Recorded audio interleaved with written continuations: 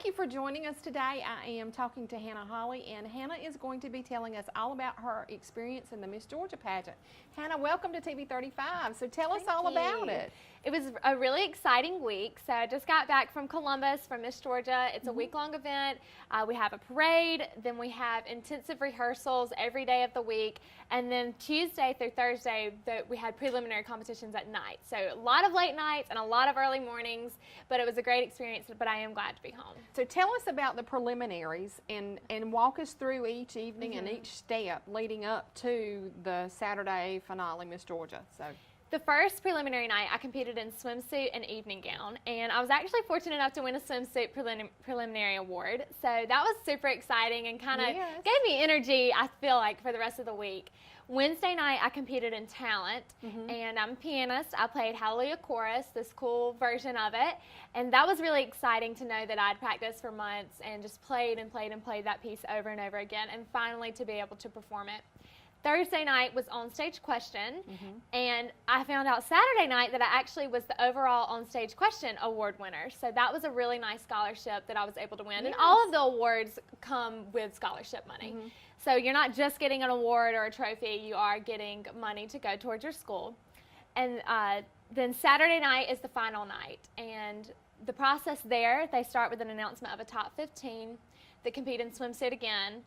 Then they make a cut to the top 10 to compete in talent and evening gown.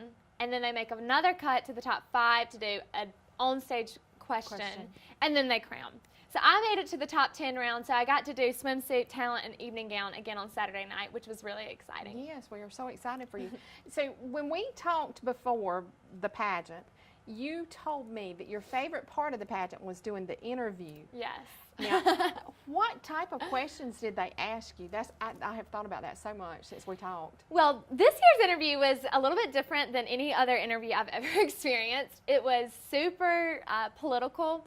So I had about 8 minutes of nonstop political questions. Thoughts on gun control, campus carry, Trump and Russia, had I watched the Comey session, I mean, you name it. Background checks on guns. It was nonstop. Transgender bathrooms. I mean, if you could think of it, I got asked it. And so that was it was a rush, and it felt like a serious press conference, and it was just back to back to back, question after question.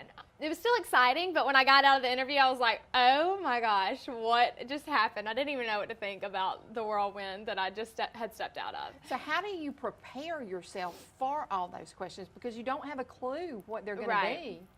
Well, in the pageant world, you want to stand firm on what you believe. It's really important that you do have an opinion, but that you state it in a diplomatic way to where you don't alienate anyone.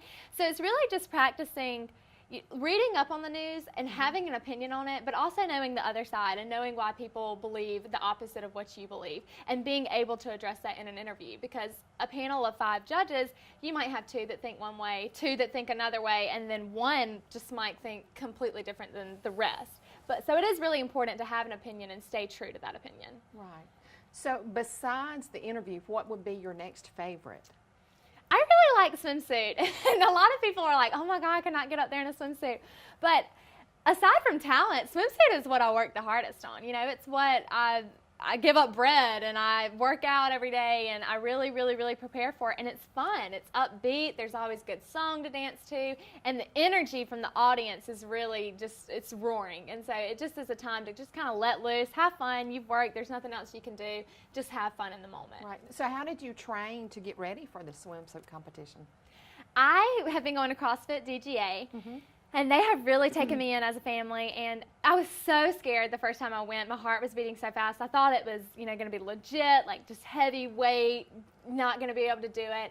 But Eric and everybody that works for Eric there, they do a great job of really catering to people who just want a fitness lifestyle and don't really care necessarily about going crazy and doing all these crazy moves. And so it helped a ton. I mean, I took transformation photos before and after, and it's insane. So I do owe a lot to them and for pushing me through that and getting ready. And I'm still going now. I mean, I really do enjoy it. So you plan to keep that part of it up? Yeah. How do you pick out your dress and the beautiful blue outfit you wore during talent? How do you pick those out? Well, for the talent outfit, I went to a guy in Statesboro, and I sent him a video of someone else playing my song, and I went to him, and he just had drawn out a sketch of what he envisioned in the song. And I'm just kind of like, go with the flow, sure, whatever you think. And so I said, let's do it. Let's do whatever you think. And he just kind of took it and went with it. And I'm glad that I left all of the direction up to him, because what he did was beautiful, and I was absolutely in love with it. It was absolutely beautiful, and when you sat down and you fluffed it out in the back, and it was just gorgeous. it was perfect. So I was really glad that I kind of gave him free will on the outfit. Yeah, he did excellent. So what about your dress? My evening gown, I actually wore that same gown last year, and similar situation. I'd seen a dress that I liked that was similar to that, and so I went to another guy in Columbus, and he knew the person who had designed that dress and made that dress, and so just had a conversation with him, and we just kind of designed it on a sheet of paper also, and then Sherry Hill actually made it from there. I gotcha. So how are you scored? Like, what percentages do they use, like for talent and for a swimsuit? The percentages change from preliminary night to the final night, but talent is the most at 35%, and then interview is 25%, evening gown I believe is 20, swim is 15, and onstage question is 5. But then those do kind of change around for the final night, and onstage question jumps to 20%, and then they take 5% from the other categories and lessen them a little bit. So it's kind of weird that onstage question isn't really important, it seems like, in the preliminary, but then they make it really important in the final.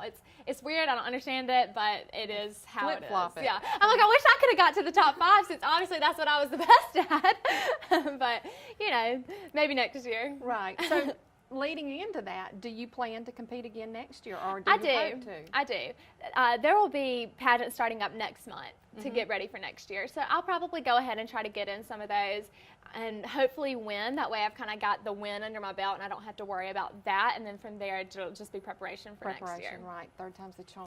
Third time's the charm, and third time might be the last. If it's not the charm, it is tiring, and it's a lot of fun. I get to meet 50 other women from across the state who are incredible, encouraging, the nicest people I will probably ever come across. But the week is very stressful, and it does take a toll. And I'm getting older. I'll be graduating next year. So it's kind of like, I need to get a big girl job, if not Miss Georgia job. So what do you think is the most important thing that you've learned through competing in the Miss Georgia pageant? My time in preparation for the Miss Georgia pageant is really just self-reflection and taking those qualities that I know are already in me.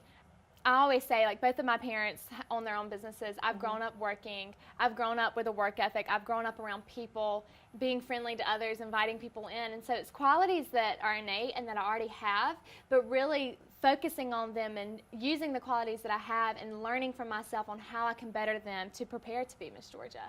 And obviously hard work and a people person and someone that's outgoing is very important, and it's just about fine-tuning them to where someone can believe that I have the capabilities and I really do have the qualities to be Miss Georgia. Oh, yes, and I completely believe that you do. I do too. You are still Miss University of Georgia. Yes, ma'am. What is left for the remainder of this year for you with that? The exciting thing about Miss University of Georgia is, aside from Miss Georgia, it's the most active preliminary title holder that you can be. The university does a great job of getting you events throughout the school year. I'll go to the freshman welcome, where all of the freshmen will make the Super G on the football field in August when they all arrive. I'll just have the opportunity. I've met the president, and I'll get to do different things with him throughout the year. And so I'm looking forward to a lot that is still to come. My reign for Miss University of Georgia ends in January, where we'll crown a new Miss University of Georgia. But until then, it will be a very active role. So you still have a good bit of time left. Right. That. Another semester. Mid-State Pools and Spas knows pools, in-ground pools to above-ground pools. Mid-State Pools and Spas has over 35 years in the industry, building more than 3,000 pools. Now, we build all our own pools, never subcontracting the work out. So if you're ready to build a pool, renovate a pool, or you need weekly maintenance or liner replacement with a full 20-year warranty, call the professionals at Mid-State Pools and Spas. Visit our showroom today at 2273 Veterans Boulevard in Dublin and see the new line of Marquee Spas. For the ultimate in hot tub experiences, choose Marquee Spas. Also see our new selection of casual patio furniture, available now at our showroom, Mid-State Pools and Spas, where we know pools. The Ram 1500 stuffs the competition when it comes to storage space. The class-exclusive Rambox cargo management system's 2 lockable and drainable Rambox compartments still leave plenty of room in the bed. What do Ford and Chevy offer? A few tie-downs and not much else. And with the additional bed divider and bed extender, the Rambox cargo management system provides unrivaled versatility and space. The Ram 1500, from the lineup of America's longest-lasting pickups. See Dublin Chrysler Dodge Jeep Ram today at 2054 US 441 in Dublin. Call 272-3500 or 1-800-GO-DODGE. All right, welcome back. We are talking with Hanna Holley, and she is telling us now a little bit about her platform for the Miss Georgia pageant. Hanna, yours was capes and crowns, Children's right? Miracle Network crowns and capes. Okay.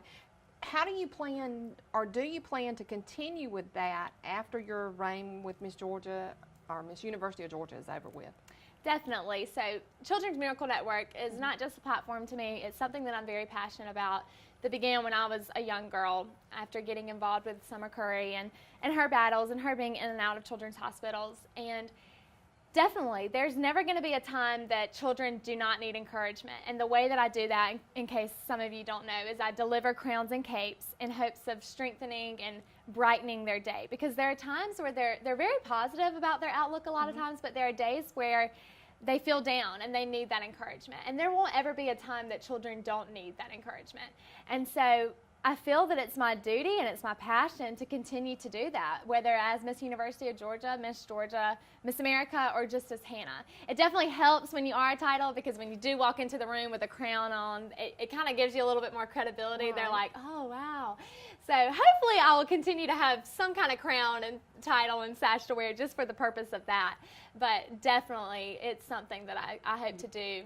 And as Miss Georgia one day, hopefully, it's not only something I can do, but employ title holders across the state to also get involved and to do what I'm doing and throughout their local communities as well. Exactly.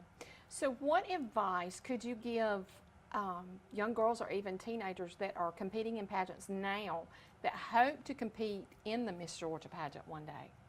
Just stick with it. I know a lot of times it can be, you can get kind of down if you don't win or if you don't walk away with an award. But definitely stick with it. Like I said, the friendships that I've made are invaluable. They're friends that I'll have the rest of my lifetime. And not only just the friendships, the confidence that I've gained from participating in pageants, they just allow you to be a better person, and they allow you not to be jealous of others because you're confident in who you are. And they allow you to be happy for others because you have that confidence and you are happy with yourself. And pageants, they're character developers. And I firmly believe that. And I firmly believe every little girl should get involved, if not to win, but just for the learning process of what you can gain from it. Now, the pageant industry, to me, has changed a good bit from what it used to be, where it used to be just about beauty, and it's now about your brains, too. Right. You know, that they can go hand in hand. You can be beautiful and smart. Right. You know, so how do you think that has changed over the years, or have you seen it change? It has changed. The Miss America pageant started out as a swimsuit contest, and it was just to keep travelers in Atlantic City a week longer. That's all it was at the beginning. And I think that in the process, the people in charge found like, wow, these girls aren't just beautiful, or they're not just pretty faces. They have a brain, they are intelligent, and they have a passion for some area. And so when the platform was added, I'm not even sure what year it was just that realization that not only can they make, not only can they be a figure, but these women can actually make a difference. And that, to me, is how pageants have changed the most, is that it's not a beauty organization at all. It's really about service, and it's about scholarship. It's about, Miss America is the #1 scholarship provider for women in the country. So it's so much more than beauty, and we're not even really judged on beauty. It's more of an inner beauty in your service and your dreams of furthering your education, and is the Miss America organization going to be valuable to you in that respect? Right. So tell us a little bit about your plans for the future. I know you said you have a year left at Georgia, so you're an upcoming senior, is that? I am, unfortunately. That makes me so sad. So I'll graduate next May, and from there, hopefully I'll have another title. I'll compete in Miss Georgia again next June. It's the same time every year, so I am looking forward to competing in that again. From there, I'm not quite sure what I want to do. My major is public relations, so there's so much I could do. I could pretty much get in any industry I want because everybody needs a public relations person. But it's just a matter of what industry do I see myself in and what am I going to do ultimately. And so I'm looking forward to figuring that out this year and really taking time to reflect on what it is and where I want to be. Where you want to go. Do you want to come back here? Home? I definitely could see myself coming back here, maybe not right after I graduate.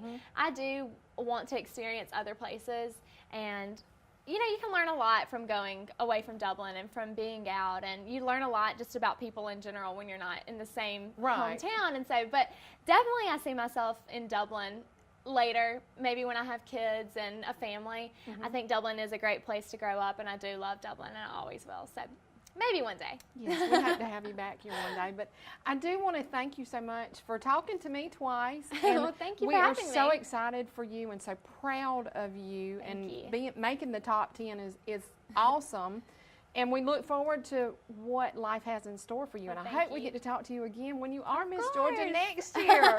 Yes. Third time is the charm. So That's thank right. you so much. Thank you for having me.